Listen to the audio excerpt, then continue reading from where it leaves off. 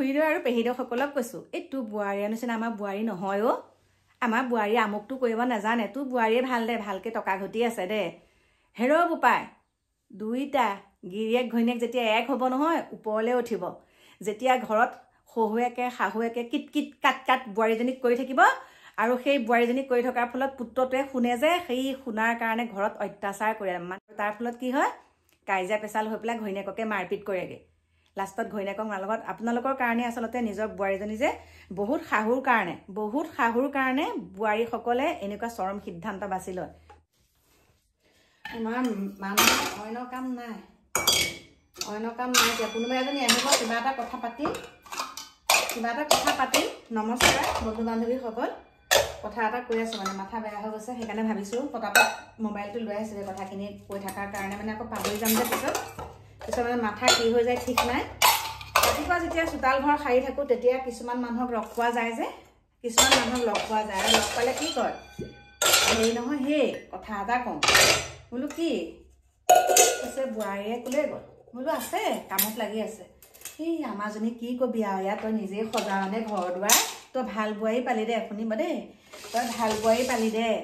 আমাৰজনীহে ঘৰ এটা সজাবলৈ একদম মানে মন নকৰে, ঘৰ দুৱাৰ সজোৱা একেবাৰে মন চন নকৰে আৰু, খালী মোবাইলডালকে পিটিকি থাকে। তাৰপিছতে মই বোলো হয় নেকি, কি কাম কৰিব লাগেনো? কৈছে এয়া ভাত পানী ৰন্ধা বঢ়া, কিন্তু মানুহগৰাকী ডেকা, ভাতকেইটাকে বনাই পেলাই হেৰি কৰিলোঁ, ভাত পানী এটা বনাবলৈ মন নকৰে, খালী মোবাইলডালকে থাকিব, পোৱালীজনী ময়ে আউল মাৰো, এনেকুৱা ধৰণৰ, পোৱালী ছোৱালী ময়ে আউল মাৰো, তাই খালী মোবাইলডালকে পিটিকি থাকিব। তোৰজনীয়ে ভাল দে আৰু, তোক ঘটি পেলাই খুৱাইছে দেই। তাৰপিছত মই বোলো কি ঘটি পেলাই খুৱাইছে, ৰাতিপুৱাই আহিছোঁ দেই। আমাৰ ডিকুদেহা এতিয়া শুই আছে, আৰু আপোনালোকক কৈছিলোঁ এই আমাৰ ডিকুদেহা শুই আছে।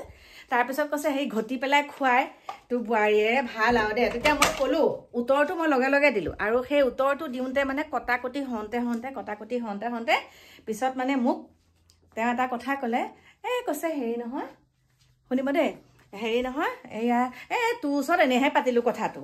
মই কৈছোঁ শুনক, আপুনি আপোনাৰ বোৱাৰীজনীয়ে ঘৰ সজাব নাজানে, দেই, বোৱাৰীজনীয়ে ঘৰ সজাব নাজানে, সেইটো আপুনি ঘৰ সজাব নাজানে, আপুনি শিকাব লাগিব বোৱাৰীজনীক। মই ক'লোঁ শিকাব লাগিব, আমাৰতো মাইনাই বোলো নাজানিছিলে, মাইনাক মই এতিয়াহে শিকাইছোঁ, আপুনি শিকাই ল'ব আকৌ, সেইটো কথা মোক ক'ব লাগেনে?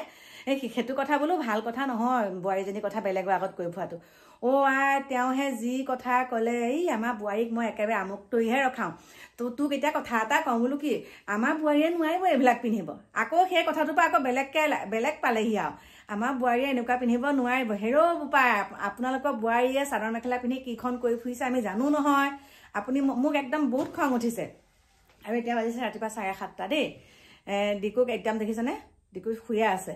তাৰপিছতে মই বোলো হেৰি নহয়, আপুনি আপোনাৰ বোৱাৰীক সুন্দৰকৈ ৰাখিছে হয়, কিন্তু আপোনাৰ বোৱাৰীয়ে ঘৰটো ভালকৈ সজাব নোৱাৰা বুলি সেই কথাটো আপুনি মোক কেলৈ ক'লেহি? ঘৰো সজাব নাজানে, আলহী এটা আহিলে চাহ টোপাও দিব নাজানে, চব ময়ে কৰিব লাগে। সেই কথাখিনি ৰাতিপুৱা শুই উঠি আহি বেলেগ এগৰাকী মানুহক, মানে এই খুৰীহঁত, আইতাহঁত আৰু বৰমাহঁত, সেই তেনেকুৱা ধৰণৰ মানুহবিলাকে তেনেকৈ বোৱাৰীহঁতৰ কথা কয়হি, আৰু মই মানে সেইবিলাকত যোগদান নিদিওঁ। যিহেতুকে ঘৰৰ চোতাল ঘৰ সাৰি থাকিলে মাতষাৰ ভালনে আমুক সেইটোহে সুধোঁ, কিন্তু চান্স পালে কথা যদি আপুনি পাতিবলৈ লয় নহয়, তাৰপিছত সেই লোকৰ পৰচৰ্চা আলোচনা কৰে। আমাৰ সেই পৰচৰ্চা কৰিবলৈ আমাৰ ওচৰত সময় নাই। তাৰপিছত ক'লে তোৰ বোৱাৰীয়ে ক'লে গ'ল দেই, বোৱাৰীয়ে ক'লে গ'ল। মই ক'লোঁ আৰু কাম কৰি আছে বুলি, এই মোবাইলত চাই পেলাই মানে অনেক কথা ক'বলৈ ধৰিলে। হেই কাপোৰৰ দোকানখনত তোৰ পুতেৰেও থাকেনে, কাপোৰৰ দোকান এখন বোলে খুলিছে, তোৰ পুতেৰেও থাকেনে, কম দামত দিবি। মানে শব্দবিলাক যে কেনেকুৱা নহয়, বোলো মোৰ ল'ৰা ছোৱালী দুইটা থাকে। মই কৈছোঁ দেই, গিৰিয়েকে ঘৈণীয়েকে থাকিবই।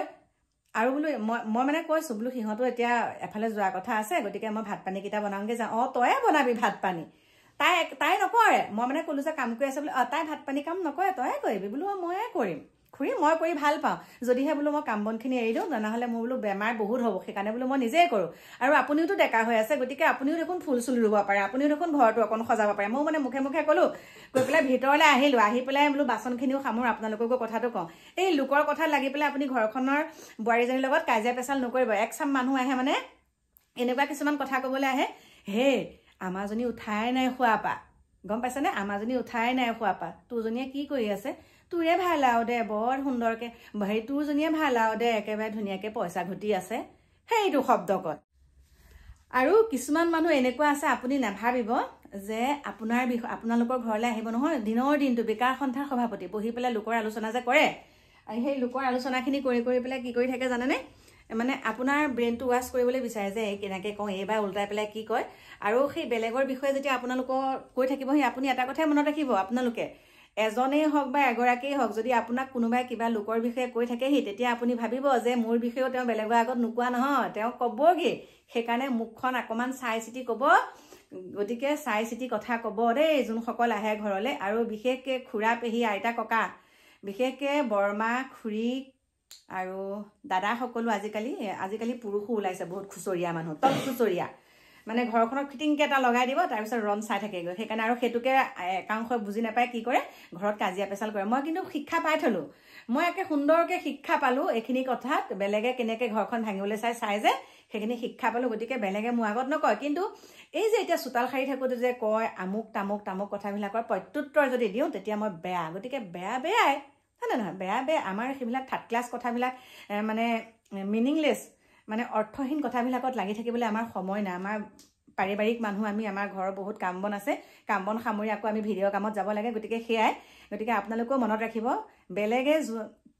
আপোনালোকে এটা কথা মনত ৰাখিব যোনসকলে আপোনালোকৰ আগত বেলেগৰ বদনাম গায় আৰু সেই বেলেগৰ বদনাম যেতিয়া আপোনাৰ ঘৰত গাব পাৰিছে আপোনাৰ বদনামো বেলেগৰ ঘৰত গাবগৈ গতিকে আপোনালোকে চাই চিতি মানে বাছি খাবা জাগি শুবা কথাষাৰ আছে যে সেইটোৱে বাকী লগ পাই আছোঁ আৰু এটাই কথা কৈছোঁ ঘৰ ভাঙা যোনবিলাকে ঘৰ ভাঙিবলৈ চেষ্টা কৰে তেওঁলোকৰ ঘৰখনেই ভাগি থাকেগৈ কিন্তু তেওঁলোকৰ ঘৰখনহে আগধৰি ভাগে